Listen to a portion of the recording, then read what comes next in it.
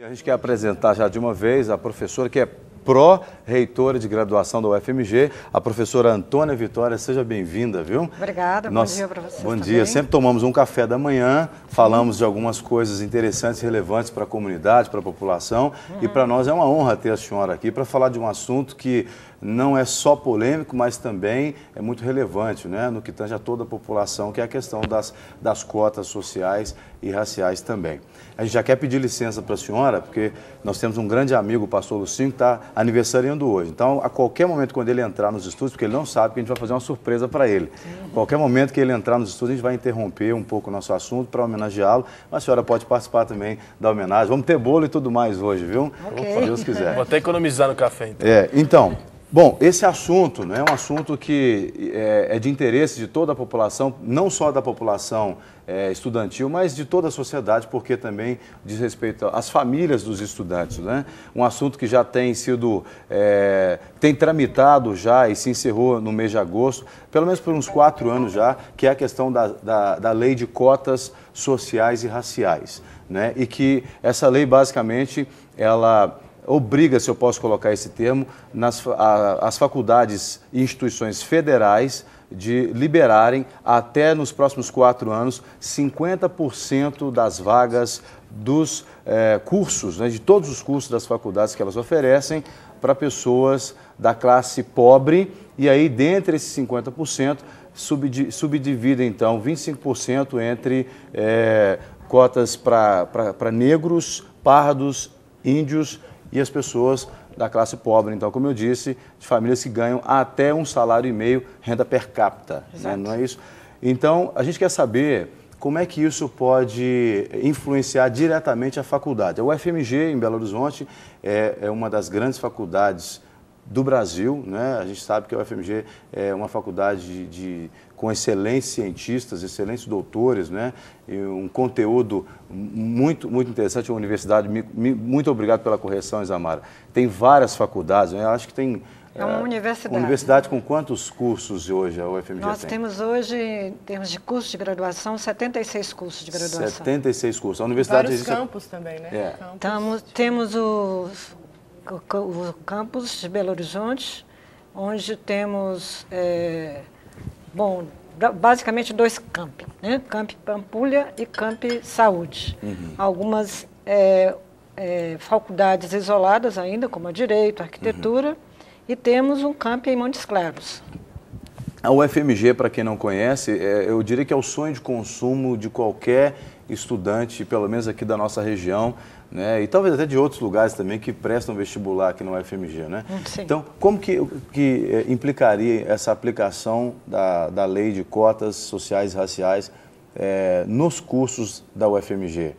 Bom, nós estamos seguindo rigorosamente a lei, né? A lei estipula o seguinte, que paulatinamente as universidades e instituições federais até 2016 têm que reservar 50% das suas vagas a alunos que cursaram ensino médio em escola pública. Seria 12,5% ao ano, né? Seria 12,5% ao ano. Então, esse ano, nós já iniciaremos com os 12,5% ao ano, curso a curso, né? Bem, além disso, esse é o primeiro critério, né? A origem, a escola de origem. Então, os beneficiários pelas cotas, eles têm que, antes de mais nada, terem feito o ensino médio em escola pública. A segunda, o segundo quesito, né, critério, é da renda. Então, 50% do percentual será reservado para alunos que, além de virem da escola pública, né, terem feito ensino médio em escola pública, tem uma renda per capita de até 1,5 salário mínimo. E nas duas faixas, né, tanto quem ganha até 1,5 salário mínimo per capita. Que isso dá mais ou menos R$ 3.700 por mês a renda familiar, né? Por aí. 700 e pouco. Exato. E, de acordo com a lei, nós temos que reservar um percentual para pretos, pardos e negros, pretos, pardos e indígenas, de acordo com o último censo, com a proporção de cada estado. De cada estado, de acordo com o censo do IBGE de 2010. Ou seja, dos 50% que até 2016 vão ser dedicados a cotas raciais e sociais, 25% desses 50% serão distribuídos para as cotas raciais, que são negros, pardos, indígenas, e aí a proporção para negros, pardos e indígenas vai depender da população de cada estado dessas raças. Né? Então, por exemplo, a população, com certeza, o ingresso de negros na UFMG deverá ser maior do que o ingresso de negros em Santa Catarina, por exemplo. Sim, e o ingresso de índios lá em Manaus será maior do que talvez o ingresso de negros? Sim, com certeza. Então, agora, muitas pessoas que não se enquadram em nenhum desses critérios, que não são de renda per capita, de família de renda per capita de 1,5 salário, não são negros, não são indígenas, não são pardos, devem estar pensando assim, perdi uma grande oportunidade. Isso é fato ou não? Isso é apenas uma ilusão? Olha, eu acho que a gente não pode analisar sobre esse prisma. Nós temos que analisar sobre o prisma da justiça social. Então, eu acho que a lei, ao estabelecer um percentual, 50% para alunos, e que a grande maioria dos nossos estudantes estudam em escola pública, vamos dizer assim. Então, antes de mais nada, uma questão de justiça. Nós não podemos partir do pressuposto de que os alunos todos tiveram as mesmas condições de partida, vamos dizer assim, para tentar o vestibular. Então, à medida em que você estipula um percentual, você está fazendo que leitura para a sociedade? Olha, nem todos puderam ter as mesmas chances, mas a universidade é para todos. A presidente Dilma disse que o Brasil tem uma dívida, né, na educação com a classe pobre. Mas aí eu estou falando como alguém que cresceu e veio e vivi a minha vida inteira na classe pobre, porque eu cresci numa região de favela da cidade de Belo Horizonte, né? Eu sempre estudei, inclusive eu me formei na UFMG, eu não tinha dinheiro para fazer cursinho pré-vestibular. Quando eu entrei no cursinho pré-vestibular, na época, em 95, eu não tive dinheiro para pagar o primeiro mês, eu tive que resgatar o cheque e sair do cursinho. Então, eu passei no vestibular porque a graça de Deus me capacitou para prestar o vestibular. Eu, particularmente, sou extremamente contra essa questão da lei de cotas sociais e raciais. Por quê? Porque eu acho que o Enem é uma coisa interessante, talvez o ProUni é uma coisa interessante, um programa interessante, mas eu acho que o governo precisava investir na educação de base. Já falei isso aqui num outro programa com um outro profissional. Precisava investir na educação de base, porque separar cotas, na minha opinião, e aí eu acredito que tem muita gente que tem uma opinião parecida com a minha, como também tem muitos que são contrários, a lei de cotas parece que nós estamos dizendo o seguinte, para a população pobre, ou negra, ou indígena, ou parda: vocês não têm condições de estar lá, então a gente tem que facilitar para vocês estarem lá. E quem banca o país, quem sustenta o país, é a massa, é esse povo para quem essas cotas estão destinadas. A senhora não acha que seria, por exemplo, assim, uma forma... Aliás, vale dizer aqui que uma como que eu posso colocar?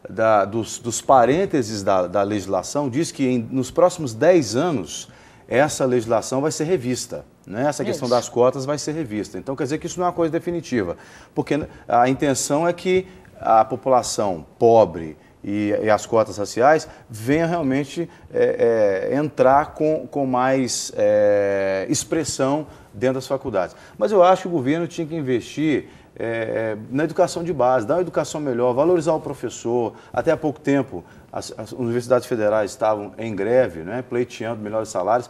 Quer dizer, os próprios professores deveriam ser melhor valorizados, né? A metodologia, tudo deveria ser melhor valorizado. Eu sei que a senhora é representante da instituição federal, mas eu imagino que a senhora deve ter a sua opinião, e a gente queria ouvir a sua opinião, por exemplo, enquanto profissional da área, porque a senhora é da Faculdade de Educação também, né? Sim.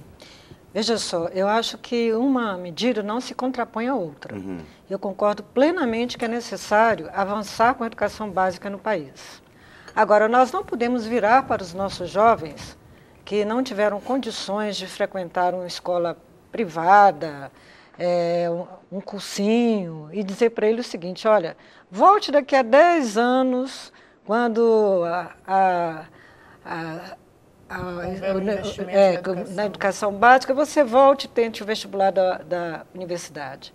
Se eles são pobres, a responsabilidade é da sociedade. Você mesmo disse que é essa massa que sustenta, inclusive, as próprias universidades, através dos impostos, tudo isso, né? Assim, a universidade ela se mantém através das contribuições de todos os brasileiros. Então, não é justo que pessoas que, por contingências da vida, não tiveram condições de ter uma educação básica de uma qualidade melhor, não tenha o direito de ter acesso à universidade. Eu concordo que isso é um paliativo, que acaba sendo necessário. Isso é uma medida de emergência, vamos dizer assim. Essa é uma medida emergencial, por isso, 10 anos. Agora, eu não teria, por exemplo, o único veto que a presidenta Dilma fez foi o veto do critério de medição de nota para que o aluno entre, né? Parece que eles estavam querendo colocar o coeficiente de rendimento, e aí a presidente vetou esse critério de medição, porque ela quer que seja pelo Enem. Eu acho o Enem uma coisa muito interessante, mas o critério de coeficiente, por exemplo, o coeficiente de rendimento, não seria, por exemplo, mais ideal? Por quê? Porque aí obrigaria, eu me lembro quando eu era aluno lá no ensino público do Estado, né, eu sempre tirei notas boas. E eu só comecei a piorar um pouquinho quando eu comecei a trabalhar com 13 anos de idade, chegava cansado e perdia nota. Mas eu sempre me esforçar para tirar notas boas. Isso não poderia, por exemplo, ajudar, o critério de medição não poderia, por exemplo, já alavancar um estímulo no aluno lá do ensino fundamental 2, do ensino médio, para ele melhorar a nota, estudar mais, porque aí ele vai pensar, né, eu não preciso esperar só o Enem. Eu vou começar a melhorar agora, porque a minha nota aqui vai poder servir lá. Não seria mais interessante? Olha, mas aí você parte do pressuposto de que todas as escolas têm exatamente as mesmas condições, o mesmo padrão de ensino.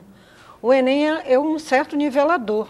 E acredito que hoje, os jovens, desde que ingressam, pelo menos no ensino médio, eles já estão muito ligados no Enem. Né? As próprias escolas já começam a se preocupar muito, né, com o Enem, enquanto uma referência, um padrão nacional de referência para exatamente medir a qualidade. Nós poderíamos pulverizar muito esse critério, e aí nós não teríamos nenhum dado mais objetivo, se isso ficasse na dependência de escola a escola. Né? E nós sabemos que claro que não é o seu caso, não é a sua escola, mas há ainda problemas de até mesmo, vou usar uma palavra forte, mas às vezes até de forjar determinadas notas, tal. Então o Brasil tem cerca de 5 mil municípios. O próprio Enem foi forjado. O próprio Enem foi forjado. Quer dizer, não existe forjado no sentido assim de que houve falcatrua em algumas provas do Enem, que eu quero dizer. Então você imagina o Brasil com 5 mil municípios. Só em Belo Horizonte nós temos da rede municipal 100 e tantas escolas. Eu não sei exatamente o número das escolas da rede estadual, mas enfim, só em Minas nós temos diversas escolas com diversos padrões de aferimento do rendimento